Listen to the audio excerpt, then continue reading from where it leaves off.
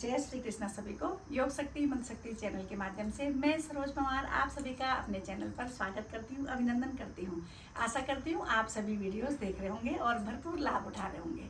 तो आज हम बात कर रहे हैं कि लीवर को स्वस्थ रखने के लिए हम कौन कौन सी मुद्राएं करें। इससे पहले हमने जाना कुछ वीडियो में कि लीवर क्या है, इसमें थोड़ी बहुत जो सामान्य गड़बड़ी थोड़ी बहुत हो जाती है, तो कैसे पता चले सामान्य लक्षणों से कि क्या क्या गड़बड़ी हो रही है। लीवर को स्वस्थ रखने के लिए हम कौन से आसन करें और कौन से प्राणायाम करें, ये आपने पिछली वीडियो में जाना। इस वीडियो में हम बात करेंगे कि कौन सी हम हस्त मुद्राएं करें जिससे हम अपने लीवर को स्वस्थ रख सकते हैं। तो इससे पहले मैं आपको बताना चाहती हूँ कि योगाभ्यास किसी पर्टिकुलर बीमारी का डायरेक्ट इलाज नहीं है, बल्कि योगाभ्यास करने से हमारी पूरी शारीरिक जो संरचना है, पूरा शरीर हमारा स्वस्थ होता है, इंटरनली भी, और जो हमारा ये बॉडी बाहर दिखाई दे रही है ये भी, मतलब ये एक्सटर्नल बॉडी जो बाहर दिख रही है और इंटरनल ऑर्गन्स जो हैं सभी को स्वस्थ करता है योगाभ्यास। तो जब सब स्वस्थ होंगे तो लीवर भी स्वस्थ होगा। तो हमें प्रतिदिन, कहने का ये मतलब है मेरा कि हमें प्रतिदिन योगाभ्यास करना चाहिए, मॉर्निंग वॉक करनी चाहिए, संतुलित भोजन खाना चाहिए, पर्याप्त नींद लेनी चाहिए। अगर हम इन चीज़ों पे ज़्यादा फोकस करें, न कि ये जानने में कि इस बीमारी को कैसे ठीक करना है, उसको कैसे ठीक करना है, अगर हम अपनी दिनचर्या को सही तरीके से कर दें तो हम सारी बीमारियों से छुटकारा पा सकते हैं। उसी में एक लीवर भी है। तो चलिए, हम लीवर को भी स्वस्थ करने के लिए हम क्या क्या करें, तो आप मेरे साथ साथ आप भी कीजिएगा। तो आज हम करने जा रहे हैं कुछ मुद्राएं। तो उसमें सबसे पहले हम करेंगे आज प्राण मुद्रा। तो प्राण मुद्रा को कैसे करना है, अंगूठे की टिप से अनामिका और कनिष्ठिका उंगली को ऐसे मिलाना है, टिप से टिप मिलानी है तीनों की, और ये इंडेक्स फिंगर, तर्जनी और मध्यमा सीधी रहेंगी। इस तरह ये मिलाई और घुटने के ऊपर आपने रखी। मुद्राओं का अभ्यास, प्राण मुद्रा है, कम से कम 5 से 10 मिनट, और अगर आप और ज़्यादा रख सकते हैं तो 15 से 20 मिनट तक भी आप एक मुद्रा का जब अभ्यास करते हैं तो ये मुद्राएं अपना असर जरूर दिखाती हैं। तो इसे कहते हैं प्राण मुद्रा। ये दोनों उंगलियां सीधी रहेंगी और 3 उंगलियों के आपने टिप से टिप मिला के रखी हुई है। तो पहली मुद्रा आप करेंगे प्राण मुद्रा। जैसे कि ये नाम से ही समझ में आ रहा है कि प्राण मुद्रा से बॉडी में, शरीर में प्राण का संचार अर्थात ऑक्सीजन का संचार अच्छे से होता है, ब्लड सर्कुलेशन सही रहता है। इसके बाद सेकंड मुद्रा करेंगे हम अपान मुद्रा। अपान मुद्रा से जो एक्स्ट्रा वायु हमारे शरीर में है वो बाहर निकल जाती है। तो मध्यमा, अनामिका और अंगूठा तीनों की टिप मिलानी है। मध्यमा, अनामिका और अंगूठा तीनों की टिप से टिप मिलानी है, और हमारे तर्जनी फिंगर और कनिष्ठिका सीधी रहेगी।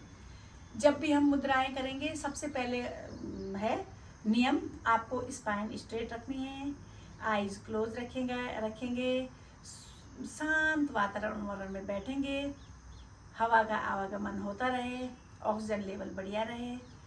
हमेशा प्राणायाम या मुद्राएं करने के लिए सबसे अच्छी जगह होती है बाहर, खुली जगह, कमरों के अंदर न करके बाहर आप स्वस्थ खुली जगह में अगर प्राणायाम आसन करते हैं तो इसका लाभ ज़्यादा मिलता है। तो ये इसको कहते हैं अपान मुद्रा। तो इसका आप अभ्यास करेंगे।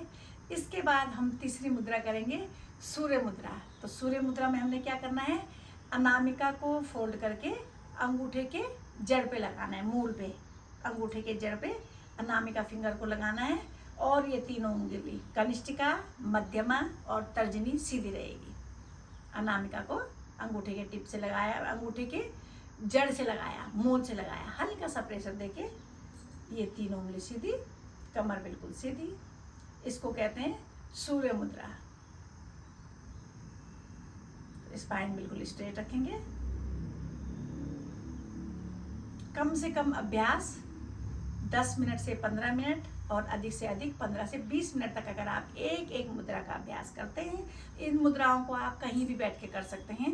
अगर आप बिस्तर के ऊपर भी हैं, अगर आप असमर्थ हैं बाहर आने से, या आप असमर्थ हैं कि भाई मुझे ठंड लग रही है या गर्मी लग रही है या मुझे एसी में रहना है, तो आप बेड में बैठ के भी इन मुद्राओं का अभ्यास कर सकते हैं। ध्यान रखिएगा, खिड़की खुली रखेंगे तो हवा का आवागमन, हमेशा फ्रेश एयर आनी चाहिए घर के अंदर। तो आप कमरे के अंदर भी कर सकते हैं। ये उनके लिए है जो बाहर आने में असमर्थ हैं या ज़्यादा बुजुर्ग हैं।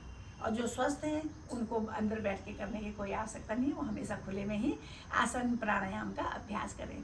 नियमित सैर करें, एक्सरसाइज करें, बैलेंस डाइट लें और अपना ख्याल रखें। तो ये थी सूर्य मुद्रा। तो इस प्रकार आप इन मुद्राओं का अभ्यास करेंगे तो आप स्वस्थ रह सकते हैं। साथ साथ मैं आपसे एक और ज़रूरी बात शेयर करना चाहती हूँ कि मुद्राओं का या योगाभ्यास का अभ्यास करने से ये लीवर को डायरेक्ट ठीक नहीं करेगा, इनडायरेक्टली मतलब ये सारे ऑर्गन्स को स्वस्थ रखेगा, शरीर में बॉडी का ब्लड का सर्कुलेशन सही होगा, ऑक्सीजन का लेवल सही चलेगा, लंग्स खुलेंगे अगर हम अच्छे से इनहेल एक्सहेल कर रहे हैं, सांस अंदर अच्छे से जा रही है तो लंग्स की कैपेसिटी बढ़ेगी, लंग्स की कैपेसिटी बढ़ेगी तो सारे शरीर के ऑर्गन्स स्वस्थ रहेंगे, ब्लड का सर्कुलेशन अच्छा रहेगा, ब्लड के साथ साथ ऑक्सीजन का प्रवाह पूरे शरीर में जब सही तरीके से जाएगा तो ये हमारे हर ऑर्गन्स को स्वस्थ रखेगा। तो डायरेक्ट कोई भी आसन, कोई भी प्राणायाम या कोई भी मुद्रा स्पेशल किसी एक डिजीज को ठीक नहीं करती है, बल्कि पूरे शरीर को ठीक करती है, स्वस्थ रखती है। तो इस बात का आप ध्यान रखिएगा। आपको ज़्यादा ध्यान इस पर नहीं देना है कि स्पेशल ये कैसे ठीक हो। हाँ, जब बीमारी हो जाती है कोई तो हर इंसान चाहता है अब मेरे लीवर में गड़बड़ी है, ये कैसे ठीक होगा।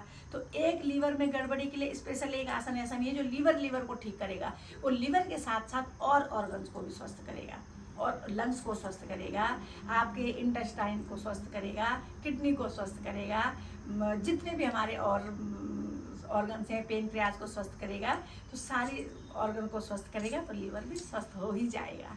तो आपको मेन ध्यान रखना है कि अपनी नियमित दिनचर्या को सुधारें, सुबह समय से उठें, रात को समय पर सोएं, डिनर कम से कम 8 बजे से पहले कर लें, और अगर आप 9 साढ़े 9 बजे तक सोते हैं तो डिनर के बाद कम से कम थोड़ी देर वॉक करें, सैर करें, या फिर वज्रासन में बैठें अगर आप घर के अंदर हैं। अगर सर्दी का मौसम है या आप चलने में असमर्थ हैं तो आप घर के अंदर भी, अब वज्रासन में भी नहीं बैठ पाते हैं तो नीचे कुशन रख के भी पैरों को फोल्ड किया जा सकता है।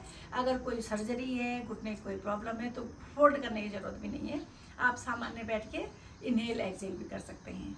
तो इस प्रकार आप अगर रोज़ अपना ध्यान रखेंगे तो सारी बीमारियों से दूर रह सकते हैं। तो मिलती हूँ अगली वीडियो में अगले टॉपिक पर। तब तक के लिए अपना ध्यान रखिए, खुश रहिए और खुशियाँ बांटिए। जय श्री कृष्णा।